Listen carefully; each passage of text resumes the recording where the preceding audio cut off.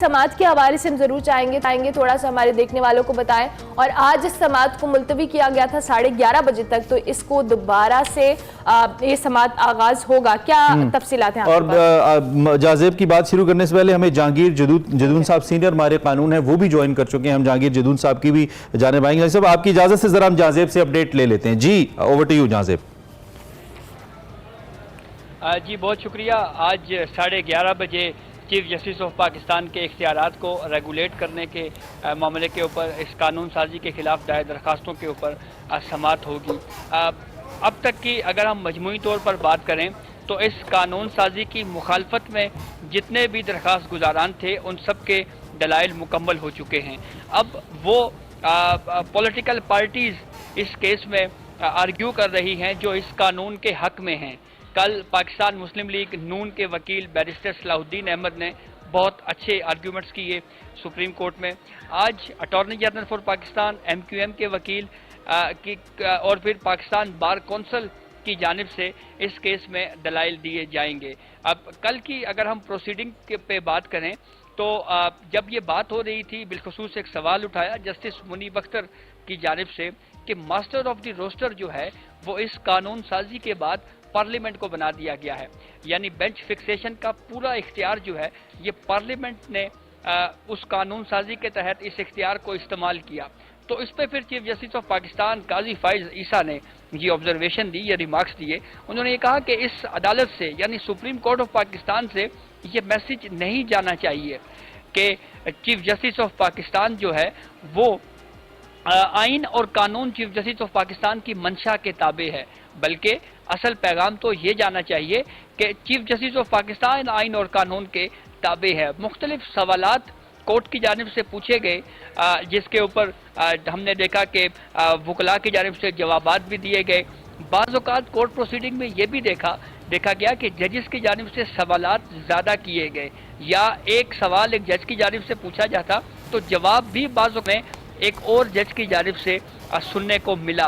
बहरहाल अब आज की दिन इसलिए अहम है कि सुप्रीम कोर्ट आज इस केस पर कार्रवाई मुकम्मल कर लेगी। प्रोसीडिंग आज मुकम्मल हो जाएगी। तो 3 वकला हैं जिनको सुप्रीम कोर्ट ने आज की हेयरिंग में सुनना है। तो अब एक सवाल ये बहरहाल ज़रूर है कि क्या आज ही इसका कोई शॉर्ट ऑर्डर आ सकता है या नहीं। बहुत अहम कानून साजी है। पाकिस्तान की हिस्ट्री में पहली मरतबा पार्लियामेंट ने ये कोशिश की कि आर्टिकल 184(3) के तहत जो इख्तियार है चीफ जस्टिस ऑफ पाकिस्तान का, इसको रेगुलेट किया जाना चाहिए, इसको किसी ज़ाब्ते में लाना चाहिए और इस फैसले के खिलाफ जो अपील है उसका भी हक पार्लियामेंट ने दिया। अब इस मामले पे ये 2 बुनियादी सवालात हैं कि क्या पार्लियामेंट ये कानून साजी करने का इख्तियार रखती है, और दूसरा क्या अपील का हक एक आम कानून साजी से दिया जा सकता है या नहीं। इन 2 बुनियादी सवालात के ऊपर सुप्रीम कोर्ट में इस वक्त बहस जारी है। बहुत अहम ये केस मजीद है। आप क्या देख रहे हैं, मजीद कितना वक्त अदालत को और दरकार होगा इसके फैसले तक पहुंचने के लिए? आपको क्या लगता है अब तक जो 3 समातें हुई हैं उसको लेते हुए? देखिए मेरे ख्याल में तो आज के दिन ये केस मुकम्मल हो जाएगा, इसकी प्रोसीडिंग जो है वो मुकम्मल हो जाएगी और फिर उसके बाद क्या आज ही के दिन कोई शॉर्ट ऑर्डर जारी किया जाएगा या कोर्ट कोई और दिन तय करेगी कि इस दिन हमने इस केस का शॉर्ट ऑर्डर जारी करना है। डिवीजन जाहिर बात है बेंच में है। 15 रुकनी फुल कोर्ट जो तमाम दस्तयाब जजेस हैं वो इस केस को सुन रहे हैं और चीफ जस्टिस ऑफ पाकिस्तान के इख्तियारात को रेगुलेट करने के मामले के ऊपर ये कानून साजी है जिसका जायजा लिया जा रहा है।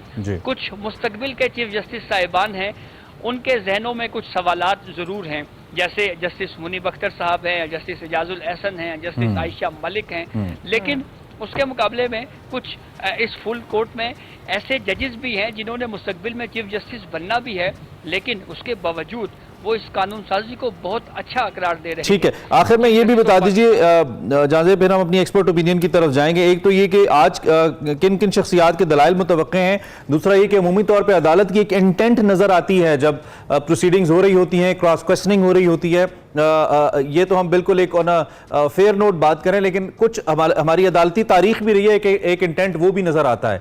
क्या चूंकि फुल कोर्ट है, सभी जजेस मोअज़्ज़ज़ जज साहिबान बैठे हैं, तो इस वक्त क्या इस प्रोसीडिंग से गेज करना पॉसिबल है कि अदालत किस जानिब जा रही है, इस एक्ट के हक में जा रही है या मुखालिफ जा रही है? जैसे कि इससे पहले हमें महसूस हो जाता था कुछ कोर्ट्स या बेंचेस की फॉर्मेशन देख करके फैसला क्या आना है, क्या इस दफा भी कुछ ऐसा महसूस हो रहा है? जी, आज पाकिस्तान बार कौंसिल, MQM के वकील और अटॉर्नी जनरल फॉर पाकिस्तान, इन 3 वकला ने अपने आर्ग्यूमेंट्स करने हैं और फिर उसके बाद इस केस की प्रोसीडिंग मुकम्मल हो जाएगी। अब आते हैं, आपने सवाल ये किया कि फैसला क्या हो सकता है, तो एक कोर्ट रिपोर्टर के लिए ये गैस करना ज़्यादा मुश्किल काम नहीं है। चीफ जस्टिस ऑफ पाकिस्तान काजी फाइज ईसा इस वक्त इस फुल कोर्ट में मेजॉरिटी रखते हैं, उनकी अक्सरियत मौजूद है। चीफ जस्टिस काजी फाइज ईसा बजाते खुद न सिर्फ इस कानून के हामी हैं, बल्कि वो पार्लियामेंट की बालादस्ती पे भी यकीन रखते हैं और इनका ये व्यू शुरू से रहा है कि पार्लियामेंट के बनाए हुए कवानीन पे अदालतों को बेजा मुदाखलत नहीं करनी चाहिए। तो 15 फुल कोर्ट जजेस हैं, इसमें हम अगर गेस करें तो 9-6 या 10-5 के हवाले से किसी तरह का कोई फैसला आ सकता है। ठीक हो गया, ठीक हो गया। जहांज़ेब आप हमारे साथ मौजूद ही रहिएगा, जहांगीर जदून साहब भी हमारे साथ मौजूद हैं, हमारे कानून है। सर, बहुत शुक्रिया आपके वक्त का। अभी हम इस प्रैक्टिस एंड प्रोसीजर एक्ट के हवाले से बात कर रहे हैं, उसकी समाअत आज मुकम्मल हो जाएगी। कल भी आपने देखा और ऑब्वियसली लाइव टेलीकास्ट किया जा रहा था इस तमाम तर समाअत को। इस समाअत के मुकम्मल होने के बाद आपको क्या लगता है कि क्या तासुर आ सकता है फैसले का? जिस तरह से भी इमरान ने कहा कि कुछ इंटेंट समझ में आती है, और उसके साथ साथ जो इसके असरात होंगे वो क्या होंगे आम आदमी के हवाले से? इस एक्ट के नाफिज होने को क्या आप समझते हैं कि उसके हक में कितनी बेहतरी हो सकती है? देखिए, बेसिकली तो ये एक्ट इस तरह के जो इंटरनल मैटर है सुप्रीम कोर्ट का, उसकी प्रोसीडिंग को रेगुलेट करने के लिए उसकी रीज़न ये दी गई है कि पिछले दौर में जब चीफ जस्टिस उमर ता बंदयाल साहब हेड कर रहे थे सुप्रीम कोर्ट में, तो उस वक्त एक लाइक माइंडेड जो आप कहते हैं बेंच बनते थे, एक ही किस्म का बेंच बनता था और उसमें फिर प्रोडिक्शन करने में बहुत आसान थी कि कौन सा फैसला आएगा।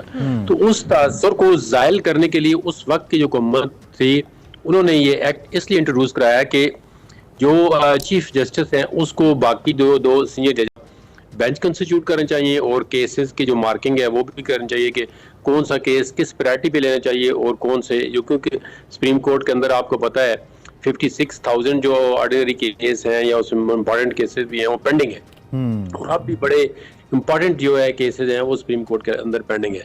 तो इसका मुद्दा ये था कि जो उमर ता बंदयाल साहब थे वो अपनी मर्जी से ही बेंच मुकर्रर करते थे, उसमें जो सीनियर जज साहिबान थे और स्पेशली जो अब चीफ जस्टिस हैं काजी फाइसा साहब, इनसे कोई मुशावरत नहीं होती थी, वो ना ही किसी इनको इम्पोर्टेंट बेंच में शामिल किया जाता था। तो इस तासुर को ज़ायल करने के लिए पार्लियामेंट ने एक लॉ बनाया जी कि इसमें एक तो बेंच की कॉन्स्टिट्यूशन जो है वो 3 मेंबर है जो कमेटी है, उसमें एक चीफ जस्टिस और 2 सीनियर जज साहिबान शामिल होंगे, वो करेगी। और फिर केस फिक्सेशन का भी होगा, पेंडेंसी भी है, फिर अर्जेंट मैटर जो है, पॉलिटिकल मैटर है या कॉन्स्टिट्यूशनल मैटर है, वो किस तरह फिक्स किए जाएंगे। ठीक है। तो अभी इन्होंने सबसे अच्छी बात तो ये की है कि आते वक्त ही इन्होंने एक फुल कोर्ट कॉन्स्टिट्यूट की कि पहले इसका फैसला किया जाए। और आपको याद होगा, मैं आपको याद कराऊं कि जब से ये एक्ट आया था इसको सुप्रीम कोर्ट ने स्टे किया, तो फिर उसके बाद काजी फाइसा साहब ने किसी बेंच का हिस्सा बनने से इनकार कर दिया। उन्होंने कहा जी पहले इसका फैसला करें। तो अभी मेरे ख्याल में वो अपने जो 2 सीनियर जज साहबान हैं, एक एजाजुल हसन साहब और एक तारक मसूद साहब, उनसे मशवरा करके ही काम कर रहे हैं और आगे प्रोसीड कर रहे हैं। ये मेरा सवाल भी इसी हवाले से जदून साहब था कि जो अपकमिंग चीफ जस्टिस साहिबान हैं, चूँकि यहाँ पे एक प्रेसिडेंट मौजूद है कि जो सीनियर तरीन जज होते हैं वही चीफ जस्टिस पे आते हैं, अदर देन मुख्तलिफ इंस्टीट्यूशंस के अपने रेगुलेशंस होते हैं। उन सीनियर जज साहिबान को एज आर रिपोर्टर सेट के हो सकता है कुछ उनकी रिजर्वेशन हो, रिजर्वेशन ना भी हो तो हो सकता है वो कुछ मुस्तकबिल के हवाले से मुख्तलिफ राय रखते हो, ये हम कह सकते हैं। तो फिर इस कॉन्टेक्स्ट के अंदर जिस मेजोरिटी की हम चीफ जस्टिस ऑफ पाकिस्तान के पास बात कर रहे हैं, अगर ये फैसला हो भी जाता है तो क्या आने वाले वक्त में क्या हम फिर समझे, क्योंकि चीफ जस्टिस साहब की तो अमूमी तौर पे जो मुद्दत होती है वो 1.5 साल से ऊपर नहीं होती, जो भी चीफ जस्टिस आते हैं, तो 1.5 साल बाद दोबारा ये मुद्दा ना उठ जाए, जो नए चीफ जस्टिस हैं वो अपने इख्तियारात का जो दायरा कार है उसको दोबारा से देखें, क्या ऐसा भी हो सकता है? ये देखें ना, ये आपने बड़ा इंपॉर्टेंट क्वेश्चन उठाया है। अब लेट से एक चीफ जस्टिस साहब हैं, अभी वो कहते हैं जी ठीक है, ये लॉ भी ठीक है, मैं मशवरा भी करता हूँ। तो अगर इनके बाद जो चीफ जस्टिस आते हैं वो अपने 2 जजों से मशवरा नहीं करते, या वो करते भी हैं तो एज सच वो कहते हैं ना मीनिंगफुल कंसल्टेशन नहीं करते, तो फिर इस कानून के मुताबिक क्या किधर जाएंगे? फिर क्या कोई अपील करेंगे जजों के खिलाफ या चीफ जस्टिस के खिलाफ? तो इस कानून के अंदर कोई ऐसे लक्यूने हैं कि जो जल्दी में अगर इसको इतना बनाया गया तो इतना वो साउंड फुटिंग पे नहीं है कि इस पे कोई क्वेश्चन ना उठ सके। और दूसरी, इस कानून के अंदर सबसे जो इम्पोर्टेंट बात थी जो इस पे ज्यादा इतराज है लोगों का, वो 184(3) की अपील है। ये तो सब मानते हैं, क्रॉस द बोर्ड जज भी मानते हैं, वकला भी मानते हैं बार से कि अपील होनी चाहिए, लेकिन वो कहते हैं कि ये अपील जो है वो कॉन्स्टिट्यूशनल अमेंडमेंट के जरिए होनी चाहिए, जिसके लिए 2/3 मेजॉरिटी चाहिए पार्लियामेंट के अंदर। उनका ये राय है। और अक्सर ये कहते हैं कि क्योंकि अगर आपने अपील की प्रोविजन कॉन्स्टिट्यूशन के अंदर प्रोवाइड करनी, क्योंकि 184(3) की कॉन्स्टिट्यूशनल जुरिसडिक्शन है, तो उसके अंदर जिस तरह 185 की अपील है, उसमें अगर आप अपील प्रोवाइड करते हैं तो फिर आईनी तरमीम करें, एक एक्ट के जरिए आप नहीं कर सकते। उसमें थोड़ा देखिए, मेरी भी ये रिजर्वेशन है कि सपोज कि अगली कोई ऐसी गवर्नमेंट आती है, कोई भी आती है, उसकी और चीफ जस्टिस की आपस में कोई इस तरह की अंडरस्टैंडिंग नहीं होती, या वो कोई ऐसे फैसले लेते हैं जो गवर्नमेंट के खिलाफ हैं, फिर तो जिस गवर्नमेंट की पार्लियामेंट में मेजॉरिटी की फौरन को लॉ बना देगी कि ये चीफ जस्टिस की ये वाली पावर जो है वो आप खत्म कर दें या ज्यादा कर दें। जी, इससे मिलते जुलते इकदाम हमने देखे भी हैं, कुछ हमने माजी में से कुछ मिलते जुलते, और खासतौर पे रिसेंट पास के अंदर वक्त मेरे आप बात मुकम्मल कर लें, फिर मैं जरा साइफर का भी एक सवाल 1 मिनट है मेरे पास, मैं वो भी करना चाह रहा हूँ। ठीक है, वो इस तरह है कि अब ये जज सारे भी एग्री हैं, और इनके पास जो सुप्रीम कोर्ट के अंदर जो मैकेनिज्म है वो आर्टिकल 199 के तहत अपने रूल्स बना सकते हो। मेरी ओपिनियन ये है कि अगर सुप्रीम कोर्ट, क्योंकि अभी उसके अंदर कितना कॉन्फ्लिक्ट नहीं है, अगर फुल कोर्ट ही बैठ गई है, फुल कोर्ट मीटिंग भी होती है, तो उसके अंदर ये खुद मिलके अगर कोई ऐसा मैकेनिज्म बनाते हैं कि बेंच की कॉन्स्टिट्यूशन किस तरह होगी, वो रूल्स बना लेते हैं, तो वो इससे बेहतर होगा कि वो इस एक्ट से वो अपने रूल खुद बना के आगे प्रोसीड करें। ठीक है, बिल्कुल ठीक है। बिल्कुल, मेरे पास 1 मिनट है। अब ये जो साइफर का केस है, मैं जरा इस पे भी आपकी लीगल ओपिनियन चाहूंगा। 17 अक्टूबर को तहरीक इंसाफ के चेयरमैन और शाह महमूद कुरैशी साहब के ऊपर फर्द जुर्म आयद होगी, ऐसे इम्कान पैदा हो गए हैं। क्या ये जो साइफर केस है इसमें जो फर्द जुर्म आयद हो जाती है, अगरचे कि इससे पहले ही जो सेहत जुर्म है उससे दोनों जो एक्यूज जो फिल वक्त जिनके ऊपर इल्जाम है वो इनकार कर रहे हैं, आपको क्या लगता है इसका क्या असर होगा इनकी सियासत पर और मजमूई तौर पर इस केस के ऊपर आप कैसे देख रहे हैं इसको? ये बेसिकली अगर आप बिल्कुल फंडामेंटल पॉइंट देखें तो इसमें यह है कि जो प्रोसिक्यूशन है या गवर्नमेंट है वो ये कोशिश करेगी कि जल्द से जल्द केस का ट्रायल हो, इसको कंक्लूजन तक पहुंचाया जाए, और जो मुल्ज़िमान हैं वो ये कोशिश करेंगे कि इसको ज़्यादा से ज़्यादा लटकाया जाए। लेकिन जो हालात हैं अंदर, जो क्योंकि जेल ट्रायल है, तो इससे मुझे नहीं लगता कि मुल्ज़िमान जो है इसको ज़्यादा तूल दे सके, आल्दो उन्होंने हाई कोर्ट में भी पिटीशनें की हुई हैं। तो मेरे ख्याल में जो इंटेंशन है इसके पीछे के इमरान खान को जल्द से जल्द, अब देखें ना, ये एक बड़ी, मैं बिल्कुल अगर आपको लीगल मेरिट पे बात करूं तो ये हर एक बंदे को नजर आ रहा है कि इस केस में सजा होगी। जब ऐसा केस कि जिसका पहले ही आपको पता हो इसमें सजा होगी, तो उसके फिर जो मेरिट है या उसकी ट्रांसपेरेंसी पे शकूक शबात या क्वेश्चन मार्क जरूर उठेंगे। कम से कम सजा क्या हो सकती है इसकी? कम से कम सजा क्या है? वो कम से कम तो सजा देना ही नहीं चाहेंगे ना, कम से कम सजा तो उनका मकसद ही नहीं है। अगर वो 2 साल देते हैं तो वो तो फौरन सस्पेंड हो जाएगी, आगे ऑलरेडी सजा सस्पेंड है, तो वो इसमें मैक्सिमम सजा जो है ना वो कम से कम जो है वो 14 साल मेरे ख्याल में वो देंगे। ठीक है, ठीक है।